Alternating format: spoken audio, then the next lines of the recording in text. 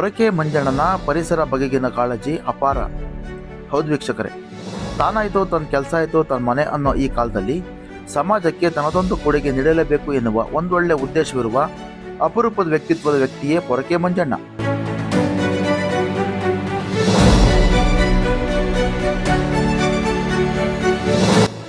ಮೂಲತಃ ಶಿರಾ ತಾಲೂಕಿನ ಗೋಣಿಹಳ್ಳಿ ಗ್ರಾಮ ಪಂಚಾಯತ್ ವ್ಯಾಪ್ತಿಯ ಬಡಮಾರ್ನಹಳ್ಳಿ ಗ್ರಾಮದ ಪೊರಕೆ ಮಂಜಣ್ಣ ಬೆಂಗಳೂರಿನ ವಿಶ್ವೇಶ್ವರಯ್ಯ ಬಡಾವಣೆಯ 3ನೇ ಹಂತದಲ್ಲಿ ವಾಸವಿದ್ದು ಬಾಬೂಜಿ ನಗರದಲ್ಲಿರುವ ಸಿದ್ಧಾರ್ಥ ಪ್ರೌಢಶಾಲೆಯಲ್ಲಿ ದ್ವಿತೀಯ ದರ್ಜೆ ಸಹಾಯಕರಾಗಿ ಕೆಲಸ ಮಾಡಿ ಕೆಲಕಾಲ ವರ್ಷಗಳ ಹಿಂದೆ ನಿವೃತ್ತರಾಗಿದ್ದರು.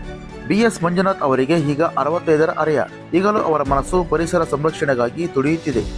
ತನ್ನ ಸುತ್ತಮುತ್ತಲಿನ ಪ್ರದೇಶ, ತಾನು ಹುಟ್ಟಿದ ಗ್ರಾಮ, ವಾಸಿಸುವ ಸ್ಥಳ ಸ್ವಚ್ಛವಾಗಿರಬೇಕು, ನೆರೆಹೊರೆಯವರು ಸೇವಿಸುವ ಗಾಳಿ ಪರಿಶುದ್ಧವಾಗಿರಬೇಕು ಎನ್ನುವುದು ಅವರ ಕಾಳಜಿ. ಈ ಕಾರಣದಿಂದಲೇ ಬೆಳಿಗ್ಗೆ ಎದ್ದ ತಕ್ಷಣ ಪೊರಕೆ ಹಿಡಿದು ರಸ್ತೆಗೆ ಇಳಿಯುತ್ತಾರೆ. ಹಾಗಾಗಿ ಇವರನ್ನು ಪೊರಕೆ ಮಂಜಣ್ಣ ಎಂದು ಕರೆಯುತ್ತಾರೆ. ತಮ್ಮ ಸ್ವಂತ ವೆಚ್ಚದಲ್ಲಿ ಸ್ವಗ್ರಾಮವಾದ ಬಡಮಾರ್ನಹಳ್ಳಿಯನ್ನು ಸ್ವಚ್ಛಗೊಳಿಸಲು ಮುಂದಾದ ಪರಿಸರ ಪ್ರೇಮಿ ಪೊರಕೆ ಮಂಜಣ್ಣ ನಿವೃತ್ತ ಹೊಂದಿ ಮನೆಯಲ್ಲಿ ಸುಮ್ಮನೆ ಕೂರಬಾರದು ಎಂಬ ಒಂದೊಳ್ಳೆ ಸದುದ್ದೇಶದಿಂದ ಇದೀಗ ಸ್ವಂತ ವೆಚ್ಚದಲ್ಲಿ ಸ್ವಗ್ರಾಮ ಸ್ವಚ್ಛಗೊಳಿಸಲು ಮುಂದಾಗಿರುವುದು ಜನಮೆಚ್ಚುವಂಥದ್ದು. ಇವರ ಈ ಪರಿಸರ ಸೇವೆ, ಜನಸೇವೆ ಸದಾ ಹೀಗೆ ಮುಂದುವರೆಯಲಿ ಎಂದು ಆಶಿಸೋಣ. ಈ ಇಡೀ ಊರನ್ನು ಸ್ವಚ್ಛ ಮಾಡಿ ಎಲ್ಲನೂ ಚರಂಡಿ ಆಗಲಿ ಇನ್ನೊಂದಲ್ಲಿ ಮತ್ತೊಂದು ಎಲ್ಲ ಕ್ಲೀನ್ ಮಾಡಿ ಗುಡಿಸಿ ಕೊನೆಗೆ ಲೋಕಾರ್ಪಣೆ ಮಾಡಬೇಕು ಅಂತ ನನ್ನ ಆಸೆ. ಇದಕ್ಕೆ ನಮ್ಮೂರಿನ ಎಲ್ಲ ಜನಗಳ ಸಹಕಾರ ಭಾಳ ಚೆನ್ನಾಗಿದೆ. ಎಲ್ಲರೂ ನಾನು ಬಂದರೆ ಅವ್ರಿಗೆ ಊಟ ತಿಂಡಿ ಕ್ಷೇಮ ಸಮಾಚಾರ ಇಲ್ಲಿ ಮಲಗೋಕ್ಕೆ ಇನ್ನೊಂದು ಮತ್ತೊಂದು ಎಲ್ಲ ನೋಡ್ಕೊಳ್ತಾರೆ. ನಾನಿರೋದು ಬೆಂಗಳೂರು, ಇಲ್ಲಿ ನನ್ನ ಮನೆ ಇಲ್ಲ. ಹಂಗಾಗಿ ಅವರೇ ಎಲ್ಲ ನನಗೆ ಆಶ್ರಯ ಕೊಟ್ಟು ನನ್ನ ಬೆನ್ನಿಂದೆ ನಿಂತ್ಕೊಂಡು ಭಾಳ ಅದ್ಭುತವಾಗಿ ಕೆಲಸದಲ್ಲಿ ಸಹಕಾರ ಕೊಡ್ತಿದ್ದಾರೆ. ಆಮೇಲೆ ನನ್ನ ಹಿತೈಷಿಗಳಿಗೆ ನನ್ನ ಕಾರ್ಯದಲ್ಲಿ ಇದು ಮಾಡೋರಿಗೆ ಅದಕ್ಕೆ ನನ್ನ ಈ ಪೊರಕೆ ಇವತ್ತು ನನಗೆ ಎಷ್ಟರ ಮಟ್ಟಿಗೆ ಗೌರವ ಕೊಟ್ಟಿದೆ ಅಂದರೆ ಅದಕ್ಕೆಲ್ಲ ಕೃತಜ್ಞತೆ ಅರ್ಪಿಸ್ಬೇಕು. ನಾನು ಪ್ರಕೃತಿಗೆ ಭಾಳ ಸ್ಥಿರವಾಗಿ ನಮಸ್ಕರಿಸ್ಬೇಕು. ಪ್ರಕೃತಿ ಇಲ್ಲ ಅಂದರೆ ಏನೂ ಇಲ್ಲ. ಆ ಪ್ರಕೃತಿನ ಈ ಮುಂದಿನ ಪೀಳಿಗೆಗೆ ಕಾಪಾಡಬೇಕು ಅಂತ ಹೇಳಿ ಅದಕ್ಕೆ ನಾನು ಪ್ರಕೃತಿನ ನನ್ನ ಜೀವನನೇ ಪ್ರಕೃತಿಗೋಸ್ಕರ ಮುಡುಪಾಗಿಟ್ಬಿಟ್ಟಿದ್ದೀನಿ.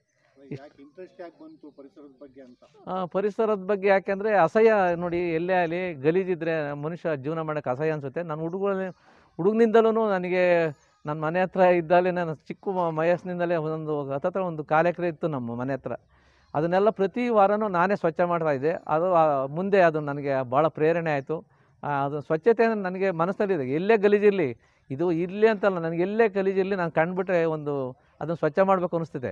ಅದರಿಂದ ಇವತ್ತು ಆ ಸ್ವಚ್ಛತೆನೇ ಉಸಿರಿಟ್ಕೊಂಡು ಈಗ ಶಿರಾ ತಾಲೂಕಿನಲ್ಲಿ ನಮ್ಮೂರ ಜೊತೆಗೆ ಗೋಪಿಕುಂಟೆ ಗ್ರಾಮ ಫಸ್ಟು ಸ್ವಚ್ಛ ಆಗ್ತಾಯಿದೆ. ಹಿಂಗೆ ಕೆಲವು 5-6 ಗ್ರಾಮಗಳು ನಾವು ಸ್ವಚ್ಛ ಮಾಡೋಣ ಅಂತ ಇದ್ದಾರೆ. ಗೋಣಿಹಳ್ಳಿಯವರು ಅವರೊಬ್ಬರು ಬಸವರಾಜ್ ಅಂತ ಹಲವಾರು ಗ್ರಾಮಗಳನ್ನ ನೀವು ಸ್ವಚ್ಛತೆ ಮಾಡ್ಬೇಕಂತ ಇದ್ದೀರಾ? ಇಡೀ ಶಿರಾ ತಾಲೂಕಿನಲ್ಲಿ ಸದ್ಯಕ್ಕೆ ಒಂದು 4-5 ಗ್ರಾಮಗಳು ಆಗ್ತಾ ಇದೆ. ಮುಂದೆ ಈಗ ಯಾರಾದ್ರೂ ಕಾಂಟ್ರಿಬ್ಯೂಷನ್ ನಾವು ನಿಮ್ಮ ಜೊತೆ ಕೈ ಜೋಡಿಸ್ತೀವಿ ಅಂದ್ರೆ ನೀವು ಅದಕ್ಕೆ ಯಾರೇ ಊರವರು ಅವ್ರ ಊರ ಜವಾಬ್ದಾರಿ ತಗೊಂತೀನಿ ಅಂದ್ರೆ ನಾನು ಬಂದು ಮುಂದಿಂತ್ಕೊಂಡು ಏನೇನು ಮಾಡಬೇಕು ಅದನ್ನೆಲ್ಲ ಮಾಡಿಸ್ತೀವಿ. ಯಾರೋ ಒಬ್ರು ದಾನಿಗಳು ಇರ್ತಾರೆ, ನಾವು ನಿಮ್ಮ ಜೊತೆ ಕೈ ಜೋಡಿಸ್ತೀವಿ, ಫೈನಾನ್ಷಿಯಲ್ ಕೈ ಜೋಡಿಸ್ತೀವಿ ಅಂತ ಹೇಳ್ತಾರೆ. ಏನು ಬೇಕಾದ್ರೂ ಮಾಡ್ಬೋದು. ಅವರು ಯಾವ ರೀತಿ ಬೇಕಾದ್ರೂ ಸಹಕಾರ ಕೊಡ್ಬೋದು. ಅವರು ಸಹಕಾರ ಕೊಟ್ಟರೆ ಯಾವುದೇ ಊರಲ್ಲಿ, ಇಡೀ ಶಿರಾ ತಾಲೂಕಿನಲ್ಲಿ ಯಾವುದೇ ಊರಾಗಲಿ ನನಗೆ ಸ್ವಚ್ಛತೆ ಮಾಡಬೇಕು, ಇಡೀ ಶಿರಾ ತಾಲೂಕೆ ಸ್ವಚ್ಛತೆ ಆಗಬೇಕು ಅಂತ ನನ್ನ ಆಸೆ. ನಡೆದ ಪೊರಕೆ ಮಂಜಣ್ಣ ಅಂತ ನಾವು ಇವರಿಗೆ ಒಂದು ಬಿರುದನ್ನು ನಾವು ಗ್ರಾಮಸ್ಥ ಪರವಾಗಿ ಕೊಡ್ತಾ ಇದ್ದೀವಿ. ಈಗ ನಮ್ಮೂರು ಹುಟ್ಟಿದೂರು ಬಡಮಾರ್ನಹಳ್ಳಿ ಆಗಿದ್ದರಿಂದ ನಮ್ಮ ಊರು ಬಡಮಾರ್ನಹಳ್ಳಿ ಊರಿಗೆ ಏನಾದರೂ ಮಾಡಬೇಕು ಅಂತ ಅವರು ರಿಟೈರ್ಡ್ ಆಗಿ ಅಲ್ಲಿ ಬೆಂಗಳೂರಾಗಿದ್ದರೂ ಸಹ ಅವ್ರಿಗೆ ಯಾವುದೇ ರೀತಿ ಏನೂ ಸಮಸ್ಯೆ ಇಲ್ದ್ರೂ ಬಡಮಾರ್ನಹಳ್ಳಿಗೆ ನಾವು ಒಂದು ಏನಾದರೂ ಸೇವೆ ಸಲ್ಲಿಸಬೇಕು ಅಂತ ಭಾಳ ಅಭಿಮಾನದಿಂದ ಬಂದು ಈ ಹಿಂದೆ ಅಲ್ಲೇ ಪಾಠಶಾಲೆಗೆ ರೋಟರಿ ಕ್ಲಬ್ನಿಂದ ಶಾಲೆ ಕಟ್ಟಡ ಕೊಟ್ಟಿದ್ದಾರೆ, ಮತ್ತು ಇವನ್ನ ಸಾಮಾನುಗಳು ಕೊಡಿಸಿದ್ದಾರೆ, ಡೆಸ್ಕ್ ಕೊಡಿಸಿದ್ದಾರೆ, ಮತ್ತು TV ಕೊಡಿಸಿದ್ದಾರೆ.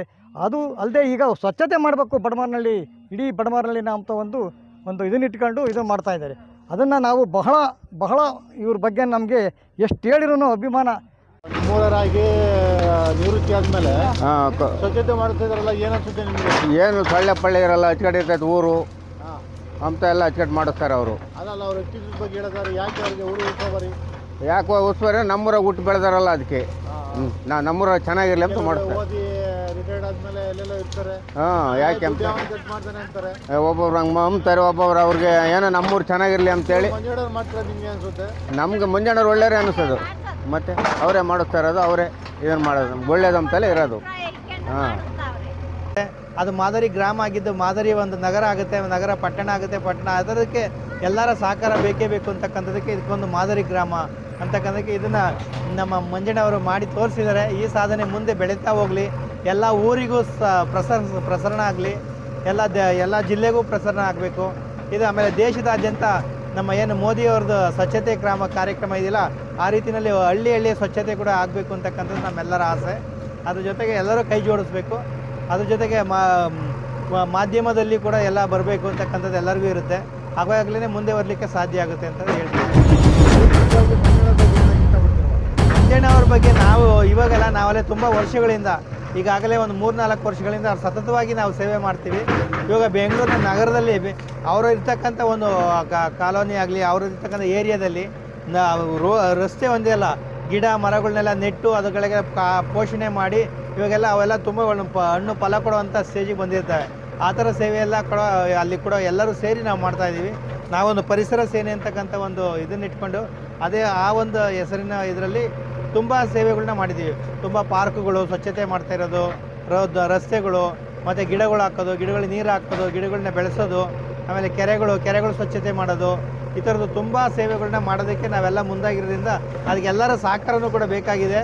ಆ ಸಹಕಾರ ಇದ್ದರೆ ಮಾತ್ರ ಇದೆಲ್ಲ ಸಾಧ್ಯ ಅಂತದನ್ನು ನಾನು ಹೇಳ್ತೀನಿ ಅಷ್ಟೇ. ಎಷ್ಟೇ ದುಡ್ಡಿದ್ರೂ ಆಯುಷ್ನ ಕೊಂಡ್ಕೊಳ್ಳೋಕ್ಕೆ ಸಾಧ್ಯನೇ ಇಲ್ಲ. ಆರೋಗ್ಯ ಸರಿ ಇದ್ರೆ ಆಯುಷ್ ಗಟ್ಟಿಯಾಗಿರುತ್ತೆ.